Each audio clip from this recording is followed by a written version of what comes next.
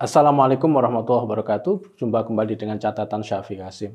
Secara pribadi, saya sebenarnya tidak terlalu merasa bagaimana dengan model pendekatan Islam seperti Zakir Naik. Mengapa? Dalam dakwahnya, dia berusaha mencari-cari kesalahan konsep teologis agama lain, terutama kalangan Kristen. Dia melihat jika agama lain itu memiliki konsep ketuhanan yang salah dan harus dibenarkan oleh Islam. Karena semua agama di luar Islam itu tidak benar, maka mereka harus didakwai, mereka harus diajak ke dalam Islam. Bahkan konsepsi ketuhanan Kristiani dianggap oleh Zakir Naik sebagai penghinaan terhadap konsep ketuhanan di dalam Islam. Dalam sebuah pernyataannya, Zakir Naik mempersoalkan konsepsi Trinitas Kristen, bahwa di sana Tuhan memiliki anak. Jelas menurut Zakir Naik ini bentuk penghinaan kepada Allah. Dia bertanya retoris, jika ibu Anda dihina, apakah Anda tidak merasa tersinggung? Kebanyakan orang marah dan tersinggung jika ibunya dihina, demikian kata Zakir Naik. Dengan kata lain, jika ibu dihina, kita semua marah, apalagi jika yang dihina itu Tuhan atau Allah. Kita sebagai umat Islam menurutnya harus marah karena ada yang menghina Allah. Cara pandang Zakir Naik bahwa konsep teologi Kristen itu menghina Tuhan sudah barang tentu adalah hal yang diyakini oleh dia berdasarkan pemahaman dia terhadap Al-Quran yang menyatakan jika Tuhan tidak beranak, dan mereka yang memiliki pemikiran jika Tuhan memiliki anak itu merupakan kesalahan yang besar. Karenanya itu semua merupakan kesalahan, maka Zakir Naik merasa terpanggil untuk membenarkan atau mengajak mereka kepada kebenaran dengan cara mendakwai mereka, mengajak mereka berdebat. Retorika dakwah Zakir Naik meskipun banyak yang mengatakan sebagai dakwah yang menggunakan pendekatan komparatif agama atau comparative of religion, adalah dakwah yang dengan cara yang bisa menimbulkan kegaduhan. Orang ditantang, agama lain diajak berdebat, keyakinan lain ditantang untuk berdebat. Zakir Naik dengan sadar mengambil peran dan posisi seperti itu. Sudah barang tentu model pendakwah seperti Naik ini pasti memiliki pengikutnya sendiri, namun model seperti ini adalah memiliki massa. Literasi masyarakat yang semakin meningkat akan agama, ilmu pengetahuan, serta teknologi adalah tantangan terbesar bagi kesuksesan Zakir Naik. Apabila dibandingkan dengan kunjungan beberapa tahun lalu, maka kunjungan dakwah Zakir Naik sekarang nampaknya tidak terlalu mendapatkan respon sebesar tahun-tahun lalu dari masyarakat Indonesia.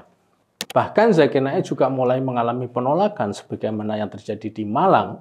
Bahkan yang menolak adalah teman-teman dari kalangan Muslim itu sendiri. Alasan mereka yang menolak karena dakwah Zakir Naik selalu ada unsur provokasi, sehingga bisa mengganggu kerukunan antar umat beragama setempat. Mereka yang menolak ini belajar dari rekam jejak Zakir Naik dalam berdakwah di mana-mana. Tadi saya mengatakan jika model dakwah Naik melalui polemik dan perdebatan ini adalah model kuno. Metode ini mengingatkan saya pada seorang tokoh pada masa lalu di Indonesia yang bernama Kiai Sadrah. Kiai Sadrah ini seorang tokoh misionaris Kristen di Jawa pada abad 19 yang tadinya beragama Islam, lalu dia pindah agama ke Kristen. Latar belakang keislamannya cukup dalam, konon dia adalah seorang santri. Ketika setelah Kristen dan menjadi pendeta, dia melakukan dakwah Kristen dengan cara mendatangi kiai-kiai, santri-santri, pesantren-pesantren, tokoh-tokoh Islam agar mereka juga pindah agama ke Kristen. Kiai Sadrah mengajak mereka berdebat sampai mereka yang didatanginya menjadi takluk kepada Kiai Sadrah. Apa yang dilakukan oleh Kiai Sadrah pada zaman sekarang sudah tidak umum dilakukan oleh kaum pendakwah Kristen, kecuali pada kalangan Kristen tertentu mungkin saja. Sudah bukan menjadi model lagi di mana berdakwah dilakukan dengan cara menjelek-jelekkan agama dan keyakinan pihak lain. Mungkin dakwah seperti model Zakir Naik dan Kiai Sadrah tetap bisa menarik minat orang untuk pindah agama, tapi itu bukan model dakwah yang mencerahkan. Jika berdakwah masih dengan cara membanding-bandingkan dan menjelek-jelekan, maka itu bukan dakwah yang masuk dalam kategori wajadilhum billati ya ahsan. Bisa jadi apa yang dilakukan oleh Zakir Naik dengan model dakwahnya justru bisa menciptakan kesan yang sebaliknya dari pihak yang ingin didakwai. Kok dakwah Islam seperti itu misalnya? Akibatnya dakwah Zakir Naik tidak menarik banyak kalangan, malah menimbulkan apatisme dan ignorance. Bahkan juga bisa menimbulkan kesan negatif dari kalangan luar Islam tentang metode dakwah Islam itu sendiri. Bahkan model dakwah seperti Zakir Naik ini bisa menciptakan kebodohan atau menciptakan masa bodoh pada agama karena sisi yang ditonjolkan adalah selalu mencari kelemahan agama dan keyakinan pihak-pihak lain. Dakwah yang efektif adalah dakwah yang menggunakan pendekatan kemanusiaan. Dakwah sudah bukan lagi untuk menarik keyakinan orang ke dalam keyakinan kita, namun dakwah adalah untuk memperbaiki nasib buruk manusia agar kehidupan mereka menjadi lebih baik. Dakwah kemanusiaan ini adalah dakwah yang dibutuhkan, bukan pendekatan dakwah atau misionarisme yang bertujuan berebut dan banyak-banyakan jumlah pengikut agama. Jika orientasi pada kuantitas, maka konsekuensi lanjutannya adalah bagaimana soal kualitas hidup mereka sebagai manusia yang beragama. Tadi saya mengatakan model dakwah seperti yang dilakukan oleh Zakir Naik adalah model di mana agama yang masih berada dalam tahapan awal. Sekarang seluruh agama memiliki pengikut yang banyak sekali. Hampir semua agama besar memiliki umatnya sendiri yang miliaran sesuai dengan jumlah penduduk dan sesuai dengan jumlah perkembangan penduduk di dunia ini. Lalu untuk apa terus mengajak orang lain untuk masuk ke dalam agama kita? Tantangan agama adalah tantangan kemanusiaan. Bagaimana masing-masing agama bisa menaikkan harkat dan martabat kehidupan umatnya. Bagaimana umat mereka bisa sejahtera, cerdas, dan mampu menyumbang pada perbaikan alam semesta.